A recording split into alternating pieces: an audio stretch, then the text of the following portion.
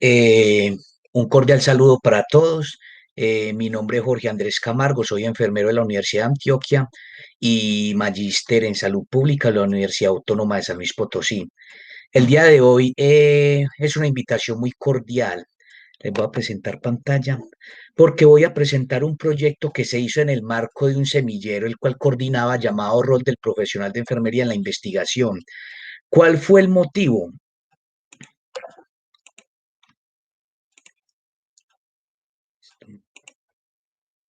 Entonces, bienvenidos a la reunión académica de enfermería. El trabajo para el día de hoy es técnicas, hábitos de estudio y su relación con el rendimiento académico en estudiantes de enfermería de una institución de educación superior en el 2021.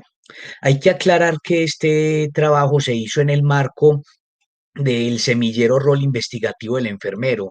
Este semillero nació por esa necesidad de fortalecer y de motivar a los estudiantes de pregrado de enfermería de esta institución en la investigación, ya que de pronto lo veían un poco apática y solo la veían como la necesidad de un trabajo de grado, ¿cierto? Entonces, el coordinador del semillero es mi persona, Jorge Andrés Camargo Hernández, y consta decir que este proyecto se hizo con 3 estudiantes que actuaron como auxiliares de investigación en el semillero. ¿Por qué? Muchas veces, por ser el coordinador del semillero, yo tenía que darles ideas de investigación a las estudiantes, ya que quizás ellas veían el semillero o todos los que participan del semillero como llegar a aprender investigación, pero de ideas ya partidas por el docente, ¿cierto? Entonces, en este proyecto, la idea, aunque fue mía, fue desarrollada también por las estudiantes con mi asesoría y lo vamos a llevar a cabo. Las estudiantes son Betty Alejandra Hernández, Andrea Guarín Muñoz y Camila Rendón Rendón, estudiantes en el momento de séptimo semestre. Entonces, antes de empezar a exponer el proyecto, ¿cuál fue la motivación a inculcar a los estudiantes a que ingresaran al semillero que coordinaba? ¿Por qué investigar? Se les decía que no era necesario que investigar fuera de personas o de instituciones que tuvieran grandes recursos económicos, ya que la mayoría de estudiantes ve investigación como lo hacen las grandes casas farmacéuticas, en este momento las productoras de vacunas, ¿cierto? Pero se les inculcó que no necesariamente tenía que ser de grandes recursos económicos, sino que también se podía acceder a investigar temas sociales o temas de enfermería que partieran desde la experiencia y desde el trasegar tanto del docente asesor como de algún escepticismo que tuvieran los estudiantes. Se tiene cero vida social. Muchas veces también decían que es que adjunta la investigación como algo extra a trabajar, o sea, cuando ya se gradúan o cuando están estudiando, ven con la investigación como una carga extra y no ven que de pronto también realizar proyectos de investigación a través de extensión social y con entes gubernamentales puede ser también un desarrollo del ejercicio profesional. Se les trae esta frase de Immanuel Kant donde dice que es investigar en la capacidad de servirse de su propio entendimiento para emancipar los poderes, ¿cierto? Emancipar el liberarse de algo que ya está establecido desde hace tiempo o de algo que no nos deja crecer. Entonces la investigación permite eso, no solo en la disciplina, sino a los profesionales que la ejercen. Trascender más allá de lo explicado por el docente, porque es que definitivamente la educación es bidireccional, tanto lo que imparte el docente como esos conocimientos o esas experiencias o expectativas que traen los estudiantes y el hecho de impartir una cátedra o unos contenidos no significa que sean absolutos, ya el estudiante tiene la motivación y tiene la responsabilidad de llegar más allá con el conocimiento. Eh, ellos también en el semillero cuando se inició decía que es que para investigar se tienen que investigar temas muy complejos y no es necesariamente temas muy complejos, se parte del escepticismo, de la observación, de las fuentes bibliográficas, de la experiencia y tratar de motivarlos empezando por temas sencillos que se puede investigar con todo el rigor metodológico y que se motiven a llevarlos a cabo. También decían que es que muchas veces investigar era una imposición del docente. Se les dejaba ver que es un proyecto que tenían que desarrollar los estudiantes, ¿cierto? Aprender a investigar para que ellas a su ritmo asimilaran ese aprendizaje y desarrollaran los proyectos, ¿cierto? También se deja claro que lamentablemente en el mundo estamos en una zona de confort, creemos que ya todo está hecho, todo está investigado y no nos permite que nos asombremos de algo. Eh, que la investigación definitivamente desarrolla una profesión, desarrolla una disciplina y mejora la calidad pues, de esta a nivel social y a nivel científico y en su ejercicio. La idea de la investigación es alterar el orden establecido, buscar otras fuentes, otras formas de conocer lo que ya está, ¿cierto? Y que quizás puedan ser válidas para desarrollar o ejecutar eh, ciertas cosas. La necesidad, lo decía Edgar Morán, la necesidad es parasitar la mente humana. ¿Cierto? Estamos contaminados siempre de muchas cosas que creemos que ya todo está hecho, pero la investigación permite meternos en un mundo nuevo, ¿cierto? Que aunque lo refieren que es estresante, pero es un mundo nuevo y que definitivamente va a dar gratificación. Esta frase también es de un autor donde dice que profesionales hay muchos, investigadores pocos, y estos son los que se llevan el prestigio y el reconocimiento. Lo hablaba yo con las estudiantes y no solo pues de esta investigación, sino en general con las que he tenido la oportunidad de ir a práctica, incluso con el cuarto semestre de la Universidad de Antioquia, Facultad de Enfermería, que muchas veces dejamos de lado eso pequeño que nos hace grandes. Muchas veces creemos que con el conocimiento que ya está establecido, solamente memorizándolo y siendo quizás destacados en eso, con eso es suficiente. Cuando definitivamente investigar cosas nuevas son los que se llevan el prestigio a seguir ejecutando quizás lo mismo que ya hay desde hace años. Entonces, en este semillero quiero decirles que se han desarrollado varios proyectos, ¿cierto? Muchos de ellos en el oriente antioqueño, como por ejemplo en una corporación de salud mental donde se quiso ver la prevalencia de la polifarmacia en pacientes con alteración de la salud mental en una corporación de estas. También como el semillero que yo coordinaba también servía como asesor metodológico a estudiantes de nutrición y dietética en el cual se desarrolló un proyecto de hábitos alimentarios, factores emocionales y sintomatología gástrica. Se desarrolló también una revisión narrativa, ¿cierto? Que era la influencia de la actividad física en la gestación, el parto, el puerperio y el recién nacido. Y se desarrollaron guías educativas acerca de los cuidados con el recién nacido y con la mujer en embarazo. Muchas de estas ideas las traigo a colación porque fueron surgidas por parte del coordinador del semillero, en este caso mi persona, y que fueron desarrolladas con estudiantes. Hay también investigaciones en proceso, claro que sí. Esta percepción del proceso enseñanza-aprendizaje por estudiantes que son padres o madres de familia. Está el conocimiento y uso de métodos anticonceptivos en estudiantes de enfermería y la influencia del mindfulness, el yoga y la espiritualidad en la gestación, parto y posparto. Que hay que dejar en claro que muchos de estos proyectos son ideas del coordinador, en este caso mi persona, para llevar a cabo. Y la idea es motivar a los estudiantes a que participen del semillero, que no solo lo vean como cumplimiento de un trabajo de grado, sino que incluso ellos han dado entrevistas y ellos han dado referencias de lo que han aprendido en el semillero para llevar a cabo procesos investigativos.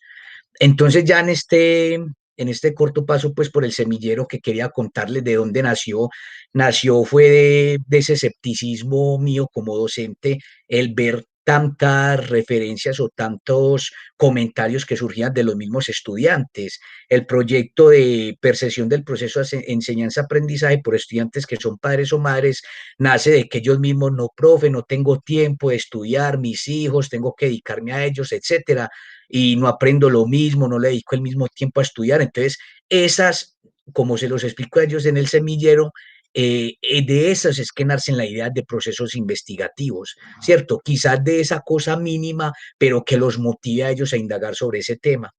Entonces, simplemente los proyectos nacen quizás de los mismos comentarios de los estudiantes, comentarios que surgen en una clase o comentarios que surgen de pasillo o quizás en asesorías con ellos y que da pie a nuevos proyectos para que nuevos compañeros lo desarrollen.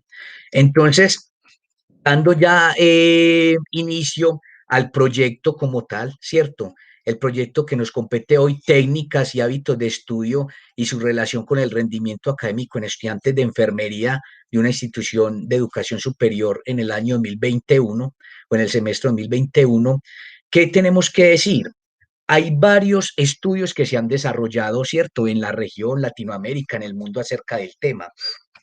Este estudio en Perú en el año 2019, titulado Estrés académico y hábitos de estudio en estudiantes universitarios que cursan el primer año de la Universidad Nacional San Agustín, este estudio que nos dice que en su conclusión dice que definitivamente sí hay una correlación positiva entre hábitos de estudio y rendimiento académico. En este estudio participaron 152 personas. En el estudio de Ecuador en el año 2016 participaron 250 participantes, eh, en el cual concluyó que los estudiantes tenían una debilidad a la hora de establecer horarios de estudio y ordenar herramientas que les facilitara estudiar, eh, que no tenían buenos hábitos. Definitivamente concluye este estudio por esa dificultad a la hora de establecer sus horarios y dedicar horas de calidad al estudio. También debido a factores del medio ambiente y propios de la persona, como ahorita los vamos a ver. También este antecedente en Honduras en el año 2016 que quiso determinar la relación entre hábitos de estudio y rendimiento académico en universitarios, mostró que hay una correlación positiva, que entre mejores hábitos de estudio se tengan por parte de los estudiantes, mejor va a ser su rendimiento académico. Hay otros antecedentes también que hicimos en el proyecto, porque la idea era enseñarles a que entre más antecedentes mejor, iba a enriquecer todo el cuerpo del proyecto. Hay otro en México en el 2016 con 173 estudiantes, en el que mostró que no hubo una relación. O sea, que el tener buenos hábitos de estudio, técnicas de estudio, no había una relación con el rendimiento académico, y que este rendimiento se ve mucho más afectado es por problemas de índole familiar de los estudiantes y problemas socioeconómicos. Y otro estudio en nuestro país ya en el 2019 en Colombia mostró que para tener un buen rendimiento académico se necesita motivación por parte de los estudiantes, que estos se motiven a estudiar, ¿cierto? Y que le dediquen tiempo de calidad, como le decía antes, y que elaborar resúmenes y esquemas les facilitaba esa comprensión de los temas que le dedicaban tiempo para estudiar. Entonces, en cuanto al planteamiento del problema, varios autores han dicho que en el último tiempo y mucho más por esta pandemia, ha aumentado la reprobación y la deserción en escolares, ¿cierto? Muchas veces, o una de las causas de este reprobación o deserción es el bajo rendimiento académico. También dicen que hoy en día la comunidad estudiantil universitaria se enfrenta al reto de que no tiene habilidades para enfrentar estos problemas, estas dificultades académicas. Muchas veces la solución que ven en ello es la deserción, ¿cierto? O reprobar o cancelar materias. También este problema de rendimiento académico y los hábitos de estudio tiene que ver con factores de la propia persona, qué tan motivado esté para estudiar, que, cómo está sus hábitos de vida saludable, también influyen en el rendimiento académico de los estudiantes, cómo es su vida familiar, cuál es el apoyo familiar que tiene, cómo es su estado socioeconómico.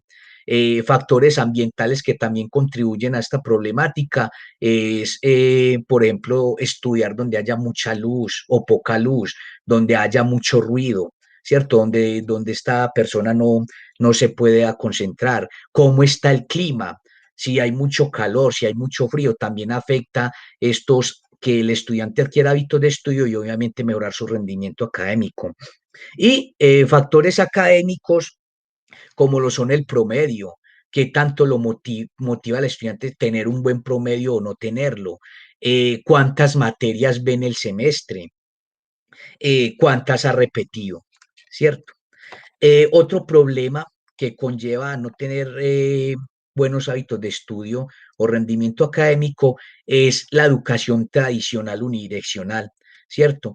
Los estudios indican que es que hoy en día se sigue creyendo por parte de nosotros los docentes que todos los estudiantes aprenden de la misma manera y muchas veces nuestras herramientas pedagógicas en el aula no son variadas o diversificadas para entender que muchos aprenden de manera diferente.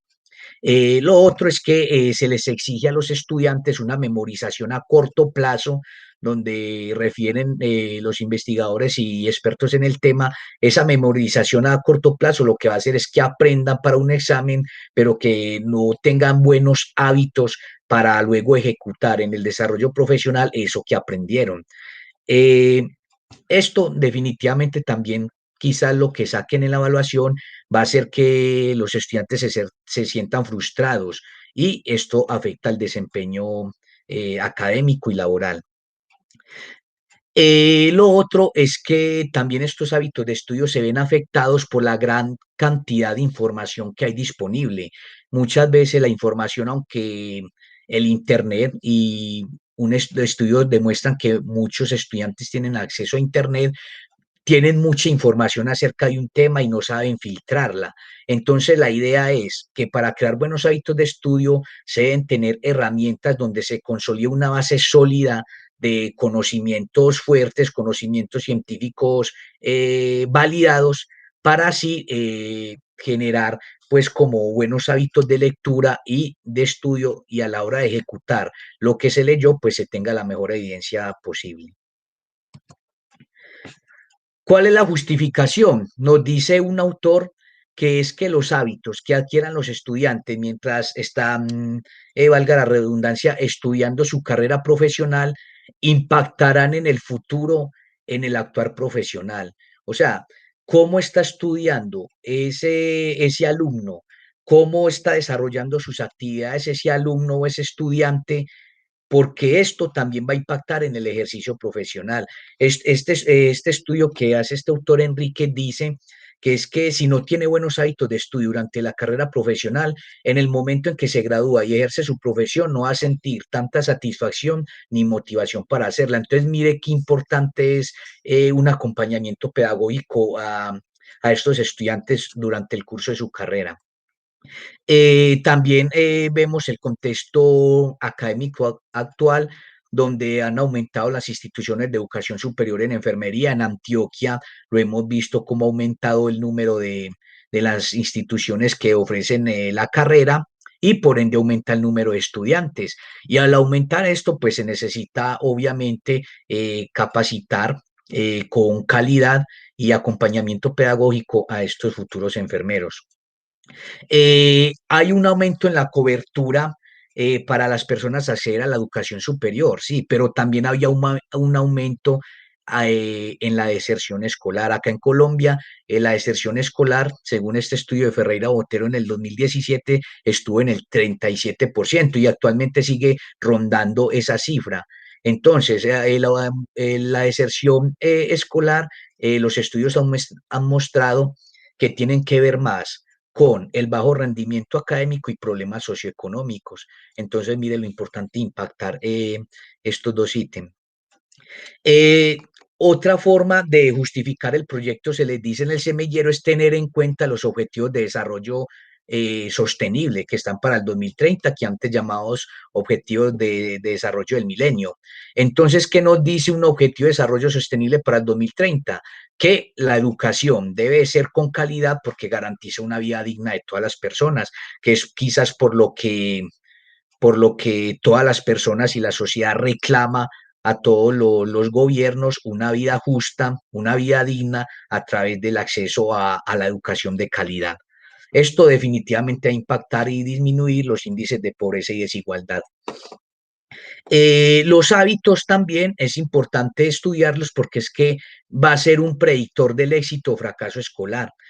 Qué importante es indagar acerca de los hábitos y técnicas de estudio en los alumnos que ingresan a la universidad desde el primer semestre para así no, dar un indicio obviamente con personas expertas en el tema de pedagogía, de cómo va a ser el desarrollo o el desempeño de ese estudiante durante toda su carrera. Entonces, nos están motivando, es que desde que inicia la universidad, estos estudiantes tengan un acompañamiento pedagógico y se les haga ese test de evaluación de hábitos y técnicas de estudio para así hacer un acompañamiento de calidad en qué enfatizar o en qué formar a esos estudiantes para que adquieran mejores hábitos.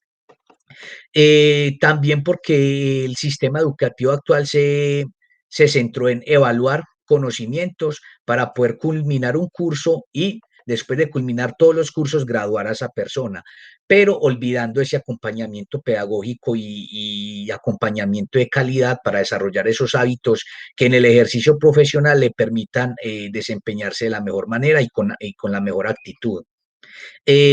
También en la justificación nos dice que es que se debe motivar a los docentes a usar diferentes herramientas pedagógicas, que definitivamente no usemos una sola como es una conferencia magistral, por ejemplo, sino que tengamos varias herramientas porque quizás muchos estudiantes captan el mensaje de manera diferente. Entonces, entre más herramientas pedagógicas nosotros mostremos o interactuemos con ellas en el aula de clase o en otro espacio, mejor va a ser ese aprendizaje para todos los estudiantes en general. Y porque vemos en los currículos actuales cómo sea una relación 1-2. En muchos currículos es 1 hora de clase por 2 de trabajo independiente. Y en ese trabajo independiente que tienen los estudiantes extra clase es que se debe dar un acompañamiento pedagógico para que sepan quizás aprovechar el tiempo o con el desarrollo de buenos hábitos y técnicas de estudio sepan aprovechar ese tiempo e interiorizar mejor los contenidos de algún tema. Debido a eso nos surgió entonces la pregunta de investigación, ¿cuáles son los hábitos y técnicas de estudio de, de los estudiantes de enfermería en el semestre 2021? ¿Y cuál es la relación entre hábitos de estudio y el rendimiento académico en estos estudiantes de enfermería?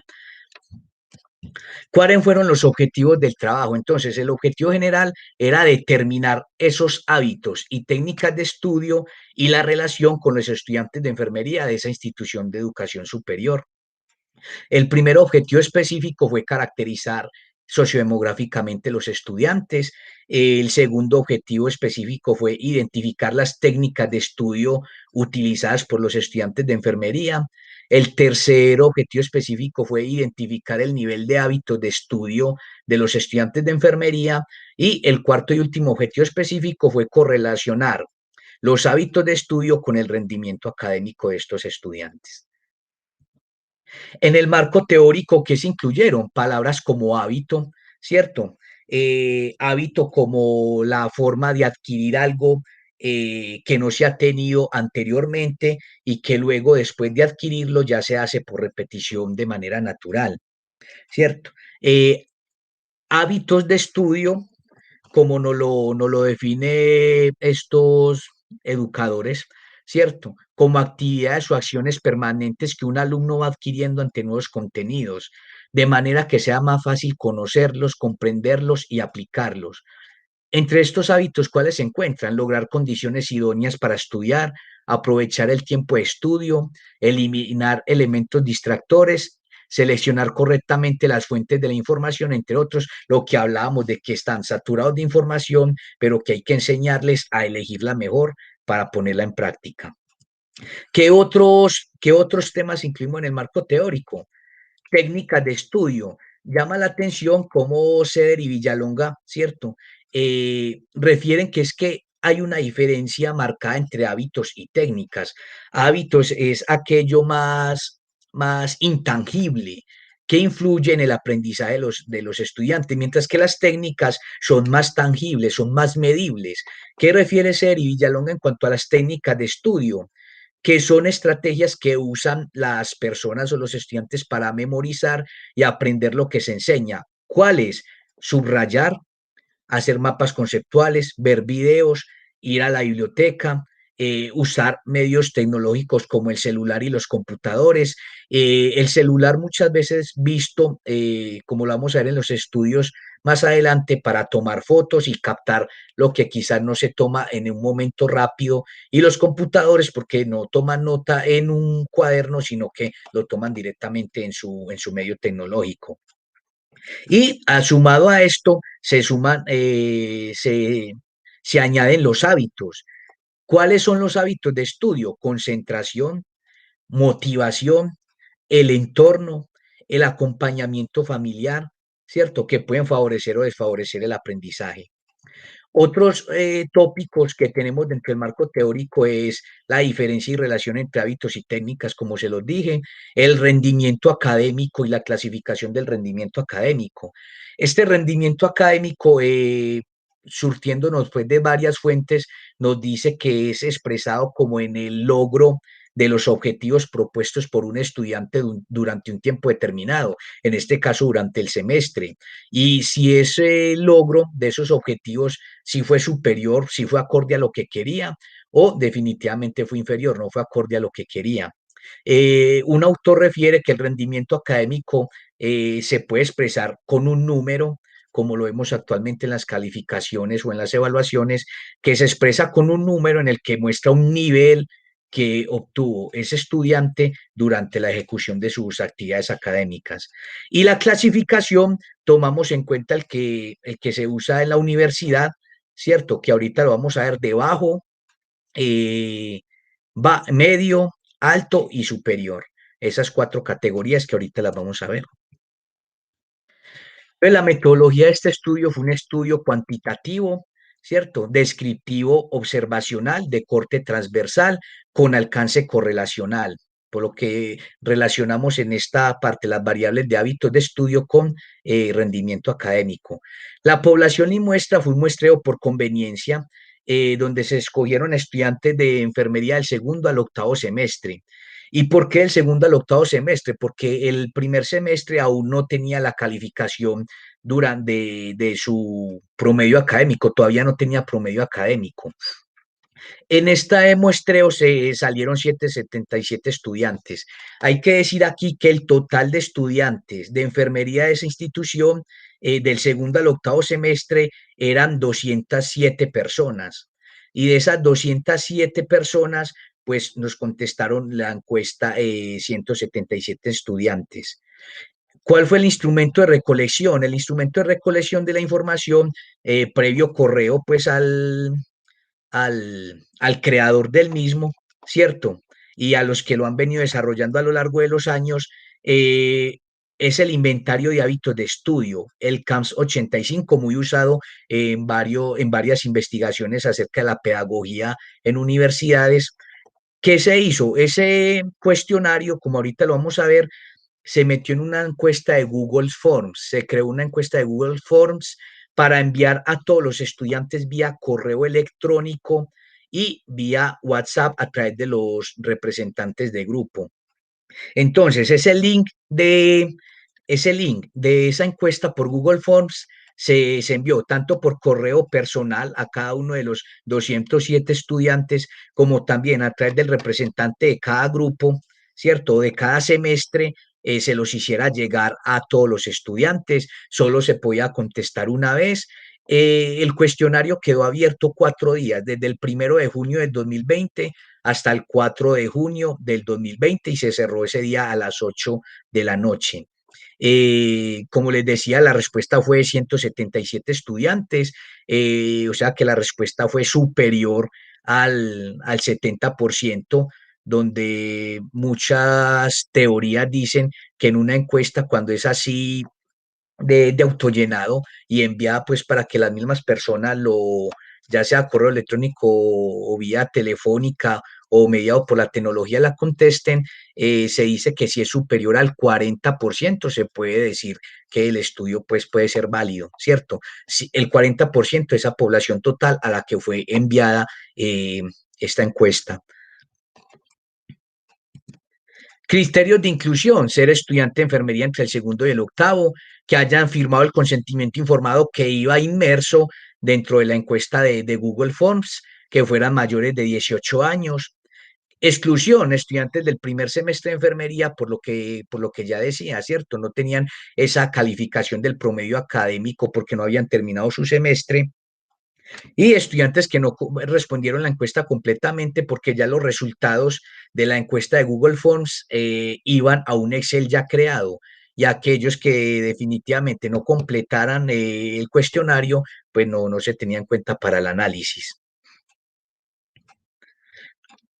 Hay que tener en cuenta entonces que para evaluar el rendimiento académico, como lo dije anteriormente en el concepto, ese autor decía que se puede medir a través de un número, ¿cierto? Y eso fue lo que tuvimos en cuenta a la hora pues, de hacer esta correlación. Ese promedio que había tenido el semestre anterior con los hábitos de estudio, como lo vamos a ver en los resultados. En cuanto a las consideraciones éticas del proyecto, se respetó la resolución 8430 del 4 de octubre de 1993, en el que habla sobre aspectos éticos de la investigación en seres humanos, principalmente el artículo 11, ¿cierto? Que habla de la clasificación del riesgo de las investigaciones, donde, donde habla que es una investigación sin riesgo. Acá está la carta pues, de aceptación del proyecto por parte de la institución educativa. Y en cuanto a resultados y discusión, vamos a empezar a desarrollar cada uno de los objetivos. Recordar que todo esto hace parte de un proyecto de investigación formativa en el cual se lleva a cabo por estudiantes con a compañía e idea surgida por parte del asesor o coordinador del semillero. Entonces, para dar cumplimiento al primer objetivo era la caracterización sociodemográfica, donde se pues que predomina en estudiantes de enfermería el sexo femenino con un 82%, ¿cierto? Y el masculino un 18%.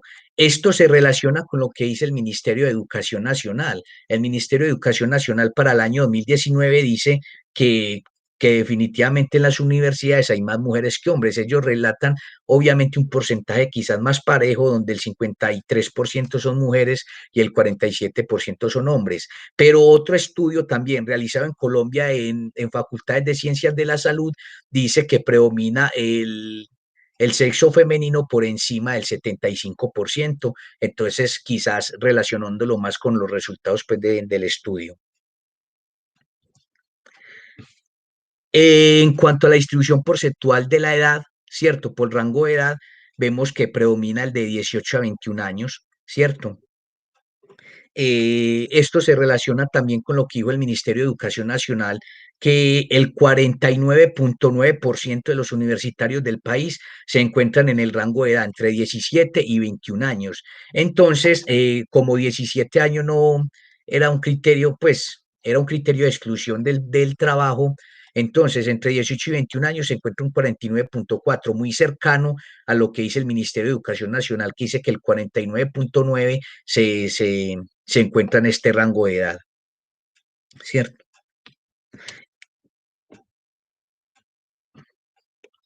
Según semestre académico, nos llama la atención que el 38% de los estudiantes se encuentra en la primera mitad de la carrera, el 38%, o sea, del cuarto semestre hacia abajo hay el 38%, y del quinto semestre hacia arriba, de los que respondieron la encuesta, se encuentra el 61.6%.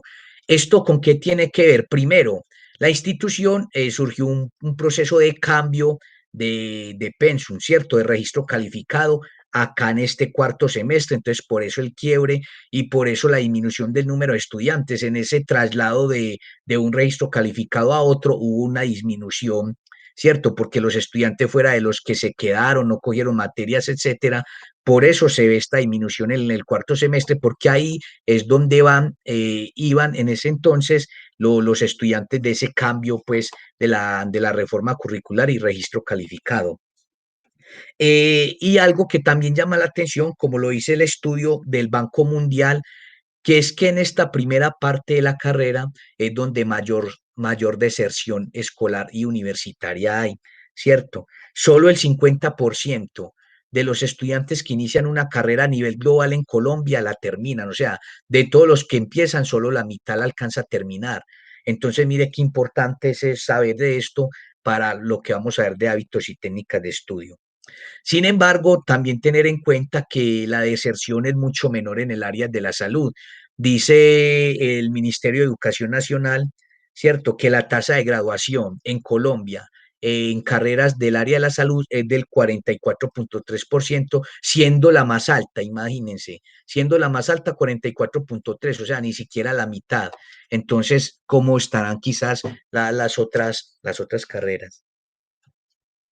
Para darle cumplimiento al segundo objetivo acerca de las técnicas de estudio que utilizan los estudiantes, acá vemos que lo que más expresaron los estudiantes es que les gusta tomar nota de las explicaciones de los profesores y lo que menos realizan es mapas conceptuales o esquemas para estudiar.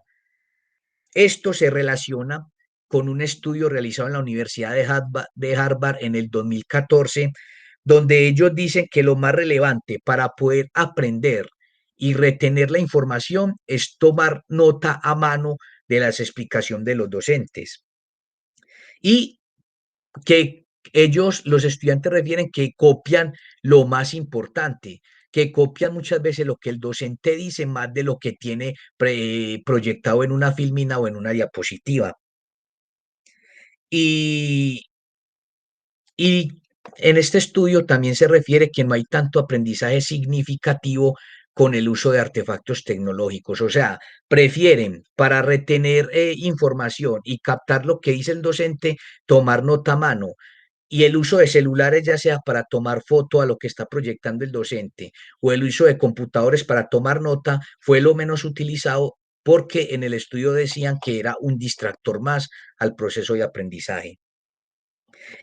También un estudio realizado en la Universidad de los Andes concuerda con los resultados de este estudio. Ellos dicen que realizar mapas conceptuales o esquemas también fueron los menos utilizados por los estudiantes. ¿Qué dice este estudio de la Universidad de los Andes? Primero, el tiempo que tienen que gastar los estudiantes para realizar ese esquema, dicen que más bien prefieren gastar ese tiempo estudiando el tema como tal, sin necesidad de hacer esquemas. Y segundo, que no hay un acompañamiento pedagógico de un docente experto en la realización de estos esquemas o mapas conceptuales para que los estudiantes lo realicen de muy buena manera. Para darle cumplimiento al tercer objetivo específico es mirar los hábitos de estudio de estos estudiantes. Esta encuesta, el CAS M85, tiene 55 preguntas. Estas 55 preguntas se contestan dicotómicamente entre siempre y nunca. No hay puntos intermedios. Según esos puntos, ¿cierto? ¿Qué nos da? Al final ellos sacan un puntaje. Ese puntaje se ubica dentro de estas categorías. Entonces vemos que en cuanto a los hábitos de estudio, eh, más de la mitad, ¿cierto? De los estudiantes tienen tendencia negativa y negativo esos hábitos de estudio.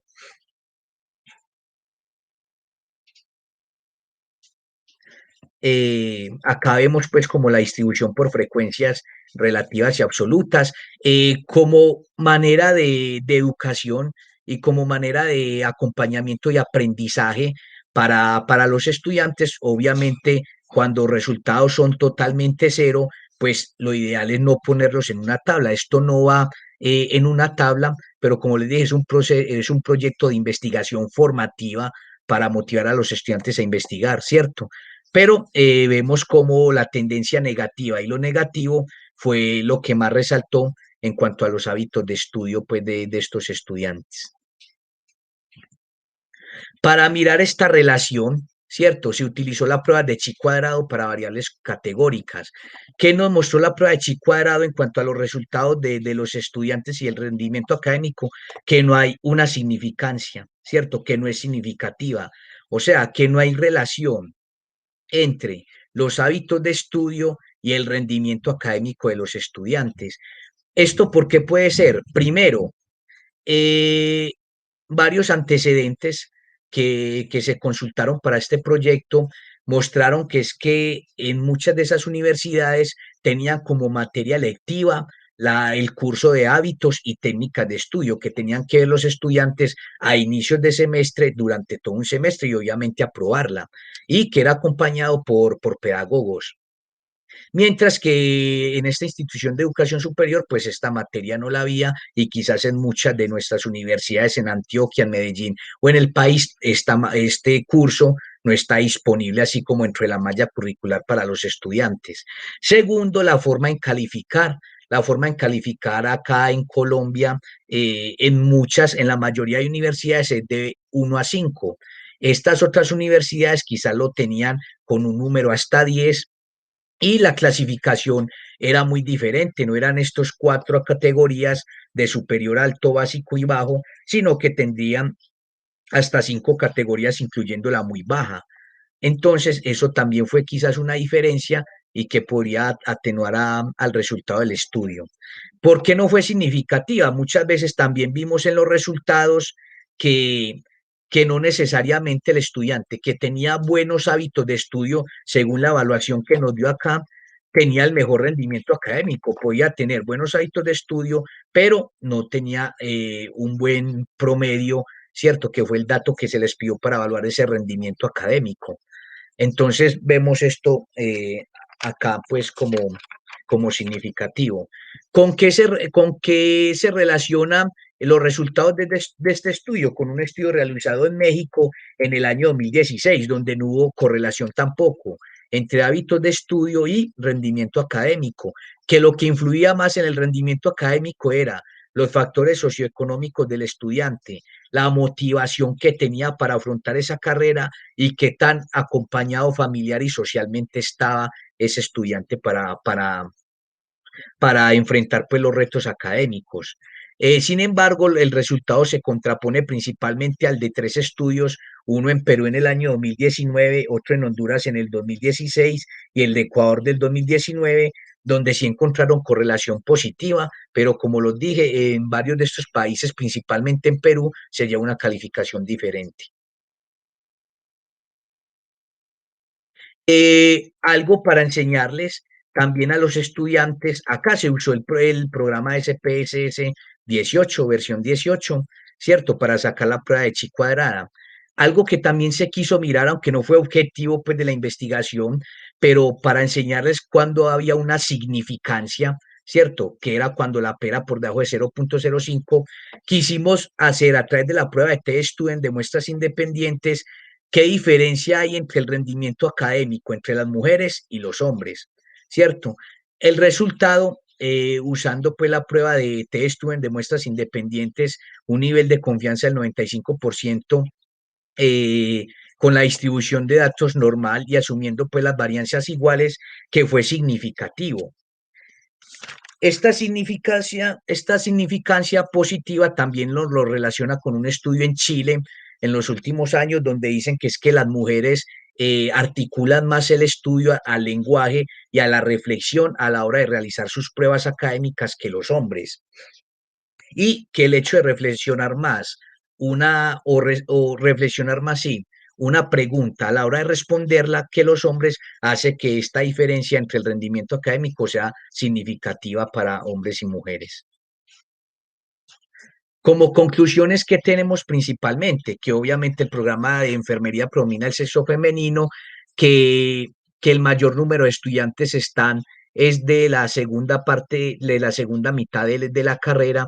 Recordemos que en la primera mitad se da la mayor deserción, que las técnicas de estudio más utilizadas es el tomar apuntes y el tomar notas de la explicación de los profesores, que no existe una relación entre hábitos y de estudio y rendimiento académico, y que no existe una diferencia significativa,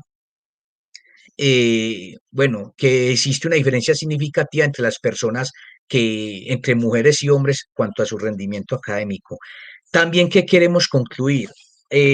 Aunque este estudio se hizo cuando está iniciando las clases virtuales, porque se hizo en junio, llevamos 3 meses de educación a través de estos medios tecnológicos, vemos cómo sigue siendo importante el tomar notas, de la explicación de los profesores, donde quizás se ha visto disminuida por esta toma de nota, comprobado por los mismos estudiantes, por esta educación mediada por tecnologías.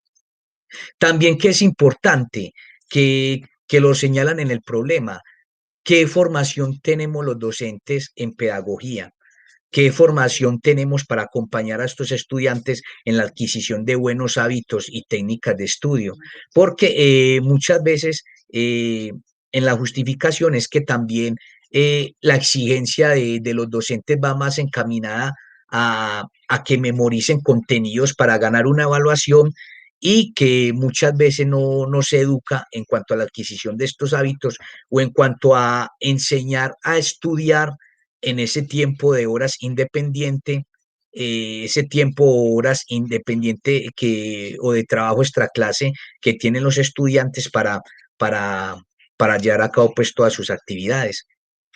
Entonces esa es la reflexión que tenemos para hoy.